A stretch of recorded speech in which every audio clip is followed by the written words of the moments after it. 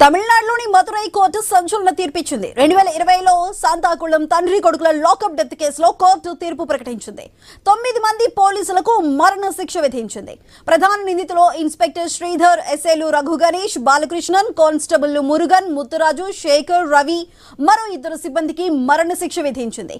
Lockdown సమయంలో సమయానికి మించి మొబైల్ షాప్ నడిపారన్న ఆరోపణలతో వ్యాపారి జయరాజ్, ఆయన కుమారుడు బెనిక్స్ ను పోలీసులు అరెస్ట్ చేశారు. కస్టడీలో తండ్రి కొడుకును చిత్రహింసలు పెట్టడంతో లాకప్ లోనే వారు మృతి చెందారు. మరోవైపు తండ్రి కుమారులపై వచ్చిన ఆరోపణలు తర్వాత అబద్ధమని తేలింది. దీంతో కోర్టు తీర్పును ప్రకటిస్తూ పోలీసులకు మరణ శిక్ష విధించింది.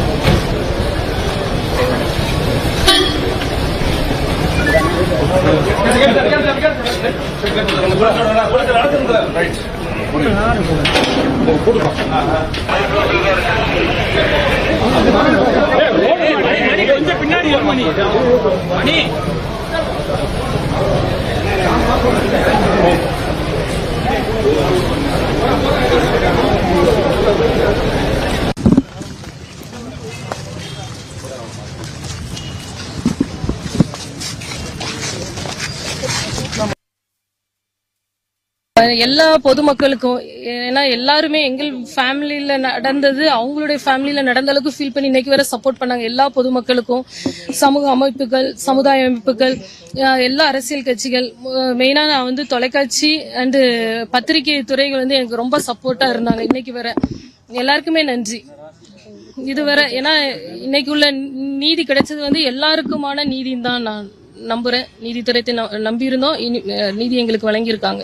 நிறைய விஷயங்கள் அவங்க தாங்கிக்க முடியாது. ஒரு குண்டா இருந்தான்னு சொல்லிலாம் எவ்வளவு கேலி பண்ணி அவனை அடிச்சு பழக வாங்கன்னு சொன்ன வார்த்தைலாம் அன்னைக்குதான் அவங்களுக்கு தெரியும்.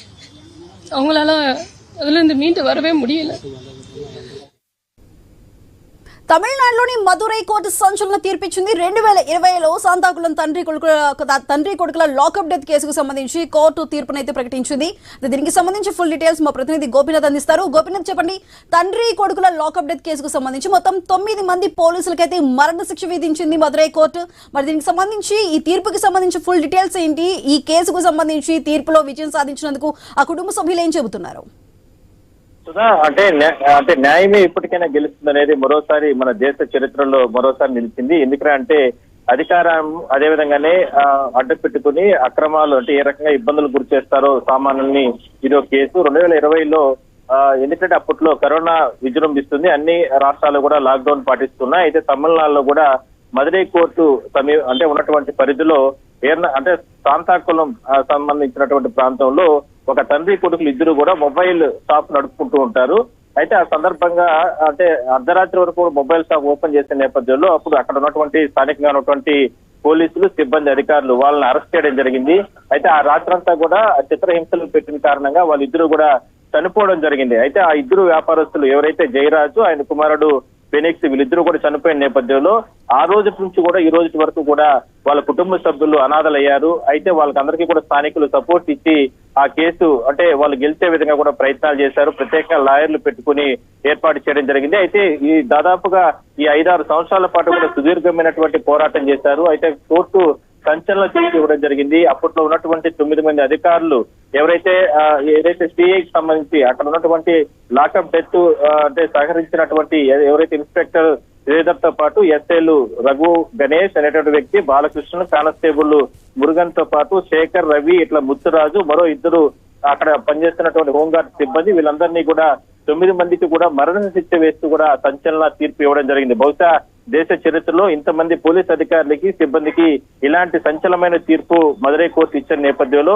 ఆ కుటుంబ సభ్యులు చాలా ఆనందం వ్యక్తం చేస్తున్నారు. న్యాయం గెలిచింది. ఇన్నాళ్ల పాటు తాము పోరాడినటువంటి తమ అంటే భర్తతో పాటు బిడ్డని పోగొట్టుకున్న నేపథ్యంలో మేము అనాథలయ్యాం, అయినప్పటికీ కూడా మాకు మనశ్శాంతి ఉంది.